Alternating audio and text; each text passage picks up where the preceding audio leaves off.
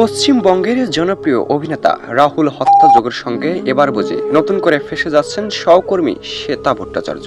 যে তথ্য ও ভিডিও সামাজিক যোগাযোগ মাধ্যমে ভাইরাল হয়েছে, এতে নির্ধারণ করা সম্ভব রাহুল হত্যাকাণ্ডের সঙ্গে কে জড়িত ছিল। একটি ভিডিওই পরিবর্তন করে ফেলল সকল সমীকরণের মোড়। শুটিং শিটে দেখা যায় জনপ্রিয় অভিনেত্রী শ্বেতা ভট্টাচার্যকে নেশা করতে, তবে সেই ভিডিওটি সামাজিক যোগাযোগ মাধ্যমে মুহূর্তে ভাইরাল হয়। ইতিমধ্যেই নেটিজেনদের মনে যে প্রশ্নটি সবসময় ঘুরপাক খাচ্ছে, সেটা নিয়েই আজকের এই ভিডিও। চলুন দেরি না করে একে একে জানা যাক কি হয়েছিল শুটিং সেটে। তার আগে অনুরোধ করছি ভিডিওটি একটু না টেনে সম্পূর্ণ ভালোভাবে মনোযোগ সহকারে দেখুন।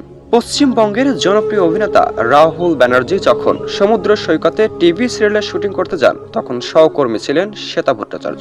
শরীর, স্বাস্থ্য ও মন যখন তিনটাই ভালো ছিল, তখন কেনই বা এমন লোমহর্ষ ঘটনা আজ রাহুলের সঙ্গে ঘটল? কেনই বা কাঁদছে পুরো সোশ্যাল মিডিয়া ও টলিউড ইন্ডাস্ট্রি? শুটিং সেটের এই ভিডিওটি মুহূর্তেই ভাইরাল হয়, যেখানে দেখা যায় শ্বেতা ভট্টাচার্য ধূমপান করছেন, তবে এর থেকেও বেশি কিছু করেননি এমনটা কেউই বিশ্বাস করছেন না।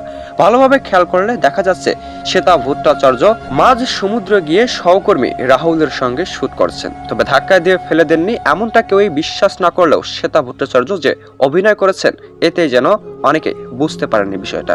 তবে সন্দেহের চোখ যখন শ্বেতা ভট্টাচার্যের দিকে, তখন যেন চুপ নেই পুরো টলিউড ইন্ডাস্ট্রি। রাহুলের চলে যাওয়াটা তো খুব স্বাভাবিক নয়, এবং এমন ভাবে একটা দুর্ঘটনা ঘটেছে, আমাদের প্রথম তো দুদিন সময় লেগেছে নানান রকম।